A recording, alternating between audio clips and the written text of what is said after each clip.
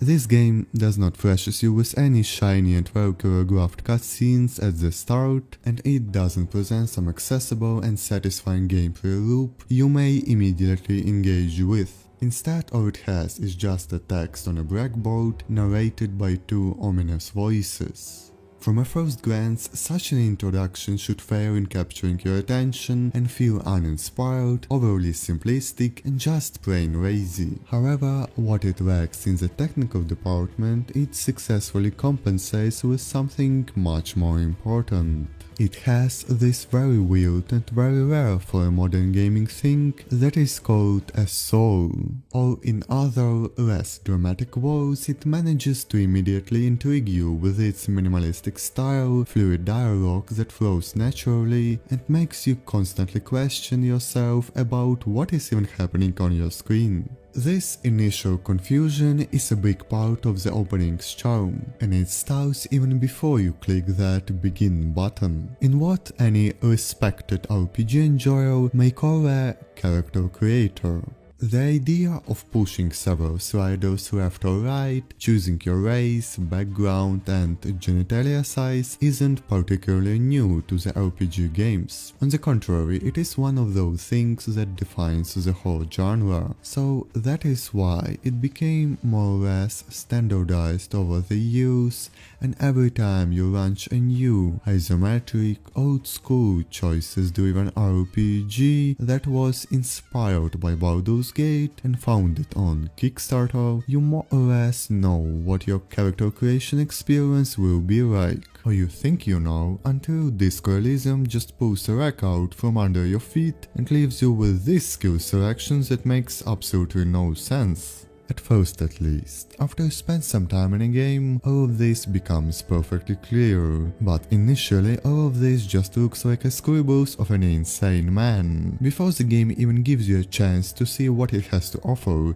it already establishes an atmosphere of mystery and alienation. You don't actually feel like you're playing just another CRPG anymore. Now you're just as confused as someone would be if they would lose their entire memory and ended up in a place they know nothing about, surrounded by complete strangers and with no clue how to do what they've been doing for the last 20 years. To add up to that pile of mysteries, the introduction itself never gives you any direct answers. No matter what prompts you choose, you will never get any concrete piece of information about what is really happening and why you are in the dark, talking to your limbic system out of all things. Not only this immediately hooks you into discovering what is even happening, but it simultaneously starts building a thick and hypnotic atmosphere that will be present throughout your whole experience. And in order to establish this atmosphere, this game has one more ace up its sleeve.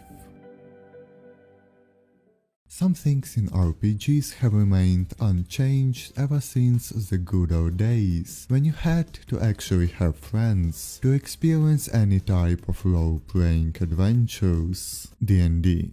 I was talking about D&D. Modern role-playing games are basically an attempt to realize the full ambition of an actual D&D session, but with glossy graphics and Troy Baker voicing every line of dialogue. The mighty chicken killer. Among many other things that Dungeons & Dragons established for computer RPGs, there are two particular aspects I want to examine closer.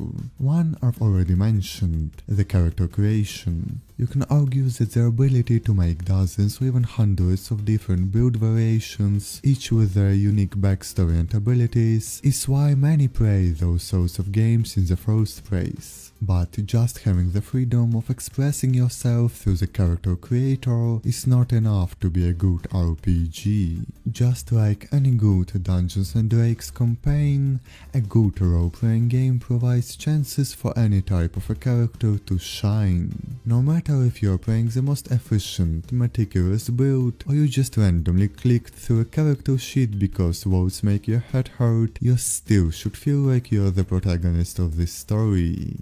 If your game master forces you to pick cabbages for your entire session, then you'll probably just quit and go play football instead. and RPGs are not actually different in that regard. Your choices and actions should feel impactful and have everlasting consequences, otherwise, what is the point of even doing anything? You are the main hero of this journey, and it is your decisions that will change the fate of this particular fictional world that you temporarily inhabit. And that is the second aspect of modern RPGs, which I want to bring to your attention, and which has remained practically the same as it was in Dungeons and Dragons days. It is the praise of your hero in the story, and this praise is always at the very center. Everything from a simple errand for a shopkeeper, to a tragic backstory of your companions, to even the future of the entire civilization is something that you will be a part of. And it is fun to save worlds and be the biggest cock in the room, I'm not going to argue with that. But after some time the effect of it starts to wear off. You look at another grand and ambitious role-playing game and think to yourself, how will they make me the chosen one this time? And the ominous voices, vague descriptions and dramatic music for sure amplify this feeling of chosenness. I'm not even sure if that's a real word, but regardless of that, Disco Elysium starts by giving you hints, which you've most probably already seen before.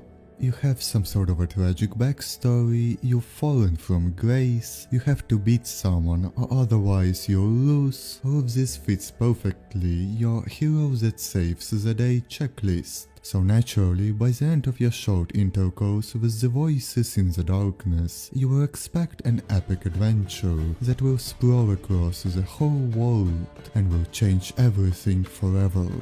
So when you wake up in the middle of a trashed hotel room, with nothing more than a simple pair of underwear to cover your feeble, weak, old and damaged body, your adventurous spirit will most likely become much less ambitious, and the slow realization that this might be not the type of a story you expected this to be will start to settle in. Maybe you are not the hero you originally thought you are. Because as a matter of fact, you will not save the world and your decisions will barely even change anything in the end. You are not a hero. You are a broken old drunkard who drank so much it gave him a permanent brain damage. Just like the character creator doesn't give you what you originally expected, the whole game never actually fulfills that power fantasy that all classic RPGs give you on a silver platter, and it is disappointing. But it disappoints you in a good way, because on one hand you feel like you've been sort of betrayed when you see that this choices-driven game has only one proper ending, and that the big mystery just solves itself no matter how good or bad you were at actually doing your job. But at the same time, it's weirdly refreshing to see a game where the whole universe doesn't spin around you and life just continues. No matter of what weird and stupid stuff happens to you, you're not Alpha and Omega, the beginning and the end. You're just another man who has his own struggles, regrets and a path he needs to follow. And there is still a place for wonder and weirdness in your life, even if this wonder comes from a place you expected the least. After all, maybe there are colors in this world, and not everything is a never-ending void of darkness. But to figure that one out, you'll have to open your eyes and see for yourself what lies outside the boundaries of your own head. And Disco Elysium makes you ready for everything it has to offer by simply wearing all of its weirdness on its sleeves from the very first moment you lay your eyes on it. You know that you will be confused a lot, have little idea of what is even going on, and be constantly proven wrong even before you get to the actual main quest. The game introduces itself to you without any complex descriptions or elaborate voiceovers. It just throws you into the madness and makes you accept it from the very start. It makes it very clear how unconventional is the journey before you, and you can either decide that reading words of text which make little to no sense is too much for you, or alternatively you can go on with the flow and just enjoy the tune of disco.